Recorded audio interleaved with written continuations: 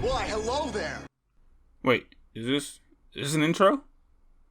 The demos? Yeah, I played them. Wait, a montage first? Isn't that kind of bad pacing? Wait, right now?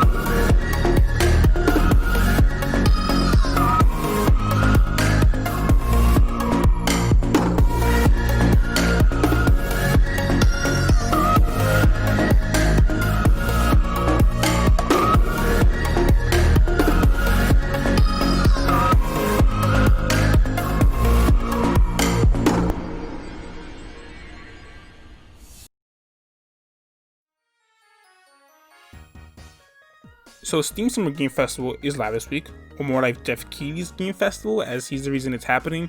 2020 really fucked everything up, so being able to play a bunch of game demos from the comfort of your own home sounds like a great time. I got involved, and since they were mostly indie games, I wanted to shine a bit of a light on them, no matter how dim.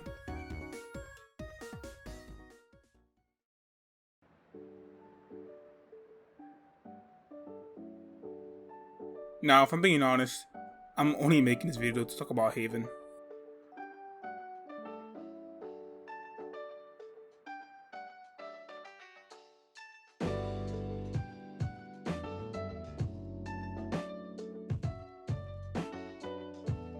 It's from the people behind Furry, and they went above and beyond with this new project.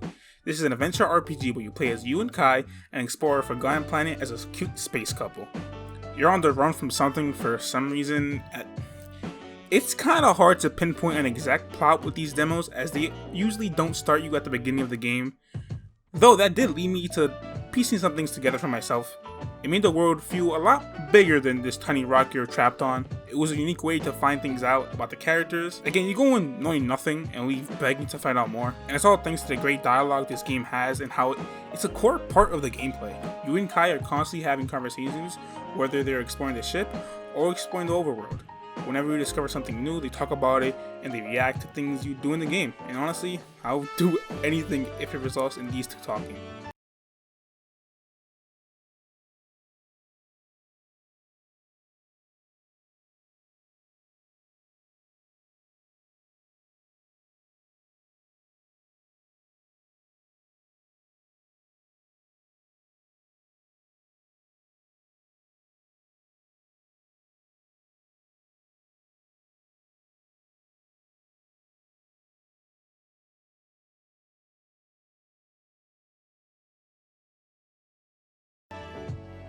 They carry the game and they give context and meaning to everything you're doing.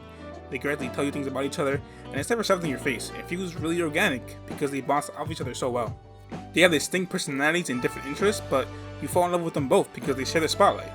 I should talk about other things in the demo, but it kind of feels pointless because none of it would mean anything if the characters weren't so amazing. They're young and hopelessly in love, and it's so fucking cute. I just want the best for them. The fact that they always make fun of each other, they attack at the same time during combat, they hold hands if you glide. It's fantastic what the guys over at Game Bakers did. Every other aspect of the game was good, from the controls to combat to even the visuals. They're quite stunning at times. And fuck, oh my, the voice acting is so amazing. I couldn't imagine anybody else playing these characters. But the fact that everything is carried and built upon the foundation that is the story, the world, and the characters, it transcends everything else. It leaves me speechless.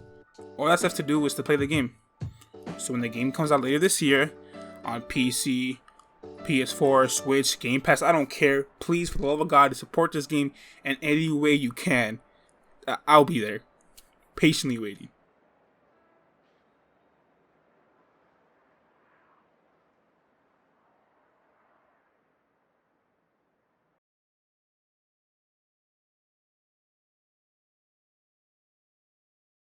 Now, the rundown of these next few games will be much quicker because I just have less to say about them.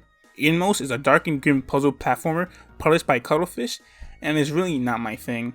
It's the only demo I didn't have the heart to finish, mainly because I have the attention span of a goldfish. Game looks amazing, the lighting is especially stunning, but the gameplay really isn't my jam. I'm sure it will be down somebody's alley though, just not mine.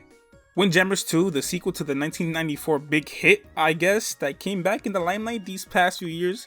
I didn't play the original, but the demo is actually really fun. I'm not very good at it, but playing disc volleyball / soccer is just appealing in the same way that sports games are appealing. I do have a feeling though that the game will be a lot more fun with friends that are just as bad as you. Spirit Fair, I think we saw this game at E3 once. Anyways, I really don't have much to say about this game. The demo was really badly paced. It didn't give me the best idea of how the game works. You build stuff, cook, fish, do mini quests. It was the non-gameplay of Animal Crossing that just makes it relaxing. Also, this game looks fucking amazing. The animation is just so fluid, so much detail, and every small movement you make is just spectacular.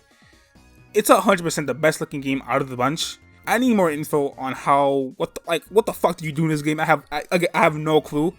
It's very, I just need more info. Fade Tactics. This game is always on my Steam page. I don't know if that's true for anybody else, but I always fucking see it.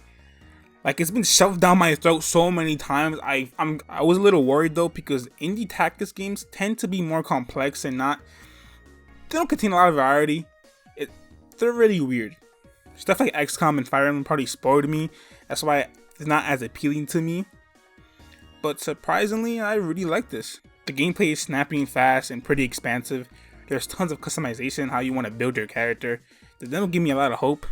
Now all they gotta do is not fuck it up. I mean, do I have to say anything about this game? It's first person, Katana Zero, kill shit, feel badass, you fucking nerd. You're already gonna buy it, you're already gonna play it. You don't need me to tell you what the fuck to do.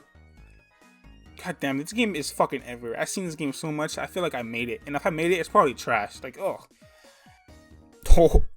Oh my god, that was fucking awesome. November 17th. Goddamn, man, you like a corny joke or something clever to end this thing on. What the fuck do you mean I'm not creative enough?